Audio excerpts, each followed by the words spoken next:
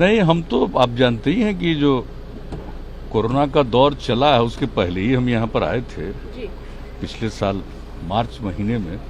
उसके बाद कभी यहाँ की यात्रा नहीं हुई। अब तो आने जाने की शुरुआत हो गई है।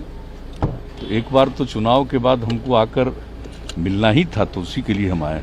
जहाँ तक मंत्रिमंडल के विस्तार का था वो तो हो ही गया कल, सब कुछ भी हो गया है, कोई दिक्कत नहीं है।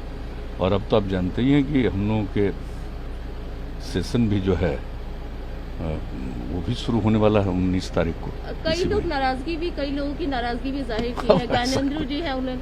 अच्छा सर, इस पे क्या कहना चाहेंगे? तो यहाँ पर केंद्रीय हर पार्टी में हर पार्टी के लोग डिसाइड करते हैं अपने अलायंस में कैंडिडेट्स का, उसमें कोई दूसरे लोग डिसाइड नहीं करते हैं।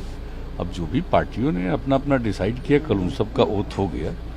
तो अगर कोई किसी को अच्छा नहीं लगता है तो वो उनकी निजी बातचीत है, इसके बारे में हम लोग क्या कह सकते हैं। सर, केंद्रीय नेतृत्व पर मंत्रिमंडल विस्तार में जेडीयू की अनुपातिक हिस्सेदारी की बात काफी लंबे समय से चल रही थी। कहा जा रहा था कि इसी वजह से कहीं ना कहीं मंत्रिमंडल के विस्तार में देर हुई। तो क्या इस बार जेडीयू की अनुपातिक हिस्सेदारी देखने को मिलेगी केंद्रीय नेतृत्व पर? नहीं, कहा केंद्र सरकार के बारे में, उसके बारे में कोई बात नहीं हुई है, कोई चर्चा भी नहीं हुई है। वो तो बहुत पुरानी बात हो गई, आज से 1.5 साल से भी ज्यादा पहले की बात हो गई। तो उसकी कोई बात नहीं। हम लोग का यहाँ चुनाव हुआ, फिर मौका मिला है एनडीए को वहाँ काम करने का। हम लोग काम करेंगे, पहले ही से लोगों की सेवा कर रहे हैं, आप तो जानते हैं। हम तो हमेशा कहते रहे कि सेवा ही हमारा धर्म है।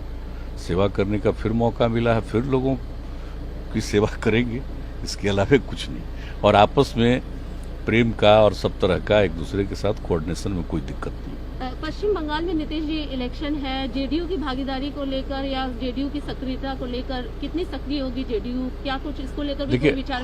हर पार्टी का डिफरेंट स्टेट में विंग होता है, तो हम लोगों की पार्टी का भी है, वहाँ के लोगों की इच्छा है। तो इसके लिए हमने जिनको बना दिया है राष्ट्रीय अध्यक्ष आरसीपी सिंह को, उन्हीं को कहा कि सब लोगों से बातचीत करके निर्णय लीजिए। अभी कोई ऐसी बात आई नहीं है कि कौन कितनी जगह पर लड़ेंगे, क्या करेंगे, इसके बारे में यही लोग यहाँ निर्णय लेंगे। एक अंतिम सवाल, लोजपा को लेकर ये कहा जा रहा था कि एनडीए में भागीदारी, कहीं ना कहीं वोट कटवा की बात की गई थी। तो क्या लोजपा को लेकर कोई बातचीत वो है? तो उन लोगों ने तो जो कुछ भी है चुनाव में सबको मालूम है।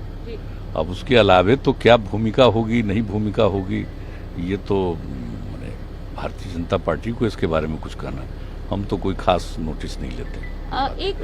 यहाँ पर तेज प्रताप जी ने भी कहा है कि मंत्रिमंडल का विस्तार तो हो गया है, लेकिन बिहार का विस्तार कैसे होगा? बिहार में जो अपराध की चरम बिहार के बारे में कोई जानकारी हो तब न, जिसको कख गघ की जानकारी नहीं है, वैसे लोगों के प्रश्न के बारे में आप लोग क्यों चिंता करते हैं?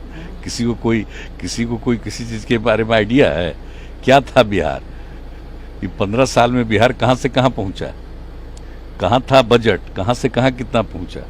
क्या लोगों की आमदनी थी? कितनी बढ़ी? राज्य में कितनी प्रगति हुई है? कितने सड़कों का निर्माण, कितने स्कूलों का निर्माण, कितनी प्रगति हुई है? ये तो अध्ययन करने की बात है ना। हम लोगों का जो 3 टेन्योर हम लोगों का रहा है 2005 से, जरा देख लीजिए ना, उसके पहले क्या था और अब क्या। अब तो निरंतर बढ़ता जा रहा है।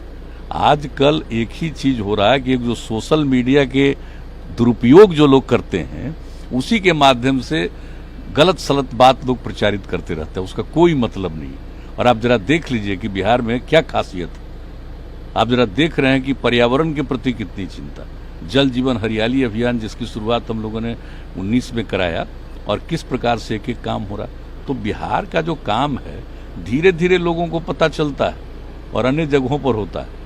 जो लड़कियों के लिए साइकिल की योजना चली, बताइए लड़कियों में कितनी जागृति आई। तो जिसको नहीं जानकारी है किसी चीज के बारे में, और वैसे लोगों के बारे में कोई वक्तव्य आता ही मेरा काम नहीं है। हम लोगों का काम है लोगों की सेवा करो, लेकिन कुछ लोगों का काम होता है कि कुछ बोलते रहें तो उससे उनकी पब्लिसिटी होगी। भाई करो, इसमें हमको कोई इतराज नहीं। बहुत बहुत धन्यवाद।